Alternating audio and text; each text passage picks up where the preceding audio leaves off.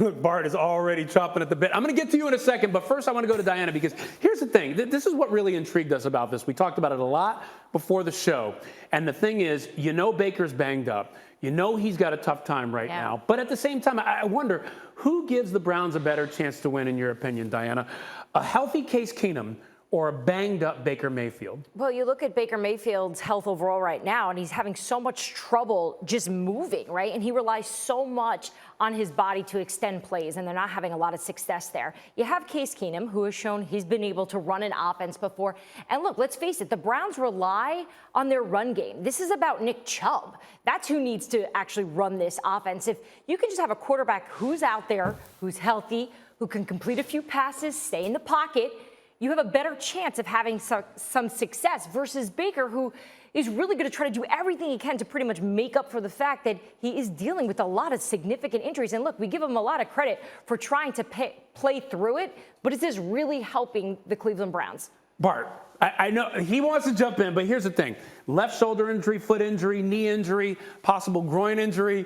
You're not feeling it. He's hurt. You're not feeling it. The world's smallest violin. Come on, man. We all have been there. I played with no ligament in my big toe for 13 games. Stop it. We've all been there. But he is a quarterback who relies on his mobility. What mobility? Okay. He still ain't got no mobility. He ain't got no athleticism. That's the problem. Listen, this is self-serving. This has nothing to do with Baker Mayfield. This is about Baker Mayfield trying to get the bag, and if he lets Case Keenum play, and Case Keenum plays better than him, then he doesn't have any negotiating power. He bet on himself, and he bet wrong because he's an average quarterback. Been telling you guys this for years. This dude is not good, and they have to move on. I wouldn't give him no $40 million, and now he went at the dog pound. How dare you? I'm the only person, and the Ravens and the people in that division are the only people that can go at the dog pound. You went at the dog pound, you just signed your death wish, Baker. Listen, he can't. Listen, he's average at best. Let's be real. Average at best. Okay, he's the third best quarterback within the division. What are we talking about? Am I saying something wrong? Jeffrey, please tell me where the lie is at.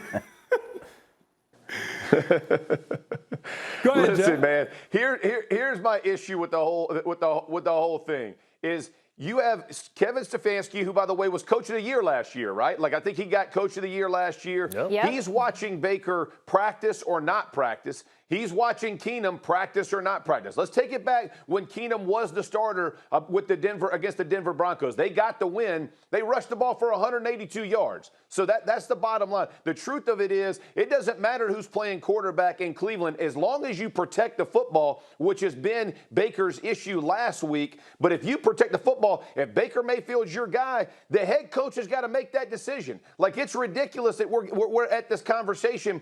Baker Mayfield is going to get on the field just like Bart did without a ligament in his toe for 13 weeks. And somebody could have said, hey, the guy behind you could have done it. I played with all kinds of injuries. Was I ever 100%? No. But as a player, you ain't taking yourself out. There is absolutely no way you're pulling yourself. I think I missed 5 games or 6 games my whole career, and every time it came down from Bill Polian. Not even the head coach.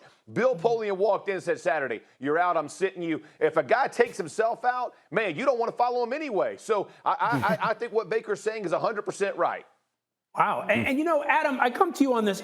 You look at Baker's stats. Last year when he was healthy, 10th in the league in total QBR, 1 behind Brady, who was 9th. So when he was healthy, this year he's got a lot of health issues. How do you think the Browns are viewing him at this point, Adam?